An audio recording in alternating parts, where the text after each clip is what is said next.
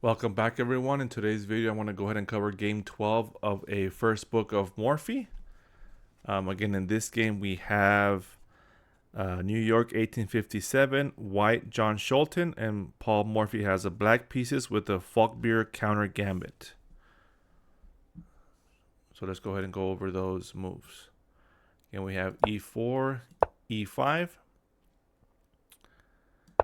f4, d5.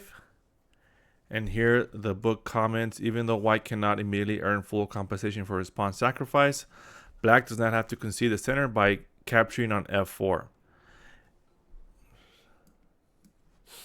In fact, since white does not have a real threat to take on e5, again, if f captures on e5, then we have queen h4. Black is encouraged to make a grab for the center, which is why d5 is played. So e captures d5.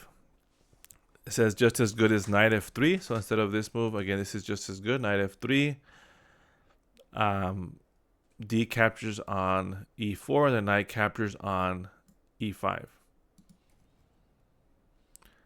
So e captures d5. And then black plays e4. Black's idea is to hinder white's development by stealing f3 from the white knight while leaving the f4 pawn as an obstacle for the white bishop.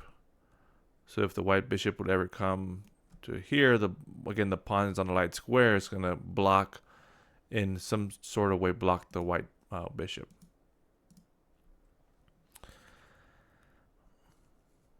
c6 is worth a try, but white shouldn't play on move 4, d captures c6.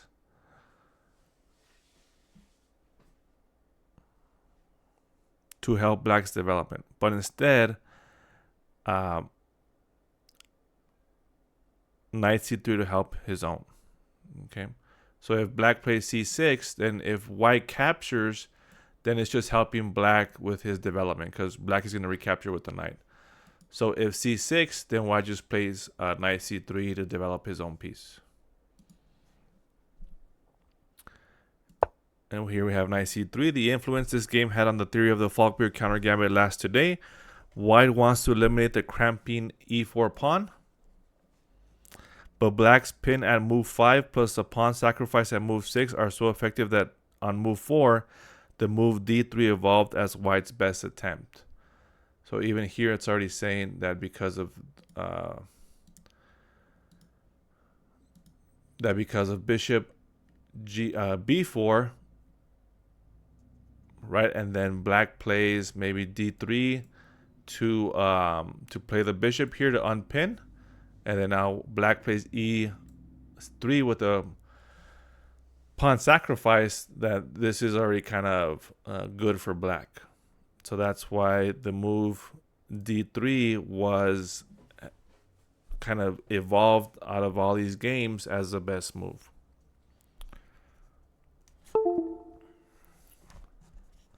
So let's go ahead and continue. Knight f6.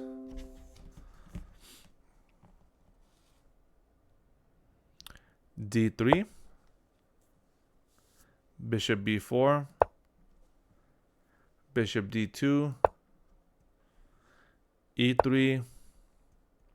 Black's pawn sacrifice renews the diagonal pin and opens the e file for another pin by castling rook e8. So again, black is wanting to castle and play rook e8 to pin a piece to the white king.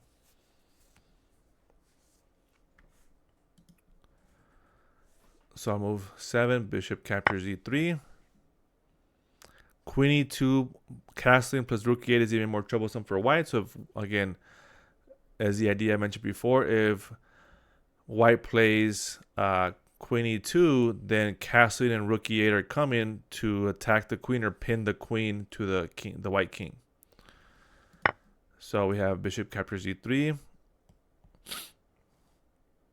castles, bishop d2, bishop c3, bishop captures on c3. Black captures the unpinned knight before it can do anything useful, like guard the e2 square. Okay.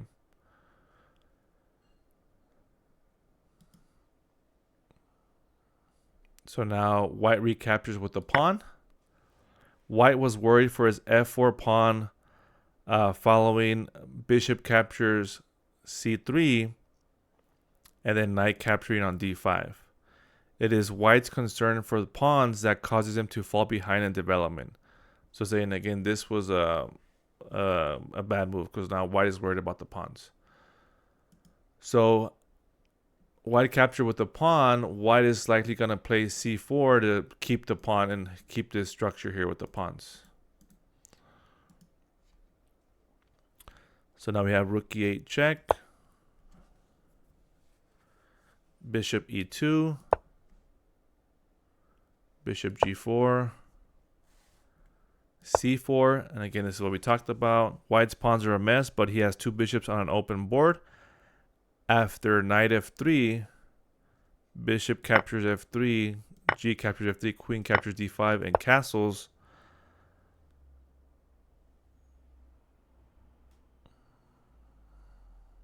Okay, it doesn't say, it just says, it doesn't really comment on this line, it just says this is an alternative. So after c4, c6, the d5 pawn limits black's knight and queen. Okay. So black plays to get rid of it. And here's another mistake from white, right? We talked about it in the earlier in the game, right? Not to capture, but to develop your own piece, right? So here maybe white plays knight f3 to develop and then castle, getting ready to put his white's king to safety. But by capturing, you just help black's development, right? Because I was going to capture with c6, and now the queen has an open file, the square d4, to attack here on the diagonals. So white's seventh pawn move is too helpful. D captures c6, helping black develop his pieces. Gives an alternative, h3, bishop captures e2. This is a better move for white. Instead, we have the pawn captures and the knight captures. King f1. And then here it says that it's too late now for these moves, because now the knight jumps into d4, and then white is going to lose a piece pretty much. Same thing with h3, knight d4, and then the knight is pinned. So now again, white is going to lose a piece. So after king f1, then we have rook captures e2, a sacrifice. An exceptional move. White freed himself from the pin on the file, so black sacrifices his rook for bishop to make a different pin along the diagonal. So again, this time, if knight captures, then now the knight is pinned to the queen, right? And now black is going to play knight d4 to pile up on the pinned piece, which is here on e2, which is what happens in the game. Knight e2, knight captures e2, knight d4, queen b1, bishop captures e2, check, king f2, king g1, knight b3 combines a knight fork. Okay, king g1. So let's go ahead and play this. If king g1, then knight b3 forks the bishop and the queen. And if queen takes, then we have queen d4 check on the, pretty much that's checkmate.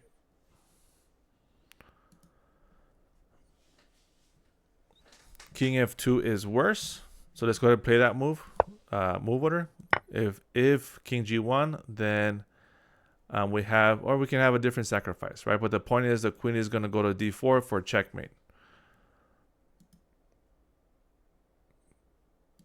And here it notes king f2 is worse. King f2 invites knight f6 for a check. And then coordinate with the black queen to attack on f2.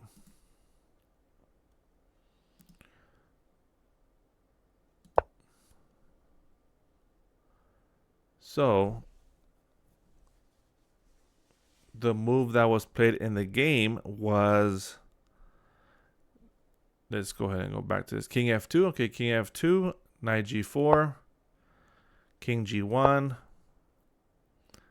and then this is pretty much the end of the game. Knight f3 check, g captures f3, queen d4 check, king g2, queen f2 check, king h3,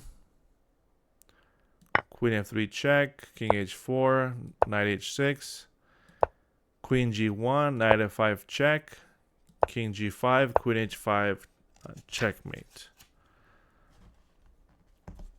Right, so let's go ahead and go back to the beginning of the game and recap some of the moves here with the computer analysis enabled.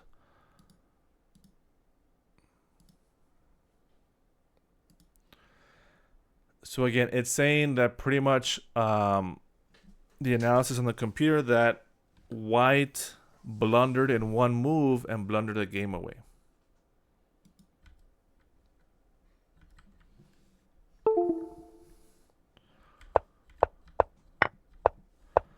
So again, you can see the inaccuracies, but it's still pretty much even.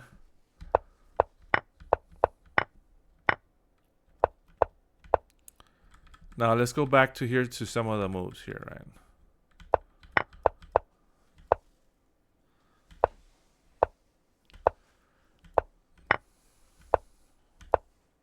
Again, here, white moves a bishop and again, so maybe a different move here, another developing move could have helped white. And again, so why move the bishop back to d2 if you're going to capture with the pawn? You know what I mean? Like, if you're going to move back, then I guess the point would be to recapture with the bishop and maintain your pawn structure.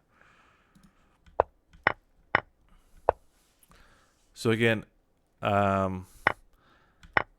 if you capture with the pawn, you could have the bishop here and the queen already here developed.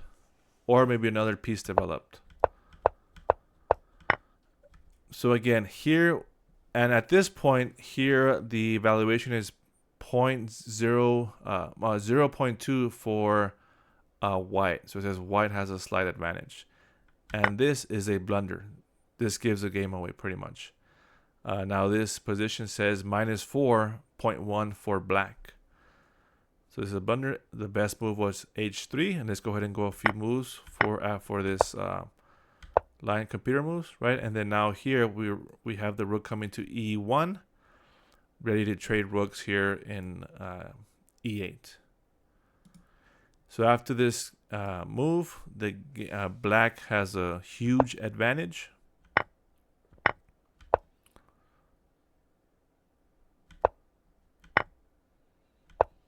And then here's the last blunder of the game. Checkmate is now unavoidable. King g1 was the best move. And let's go into the move here by Stockfish. Okay, and in this position, here it still says that it's -6 for black. So again, the game is pretty much lost here.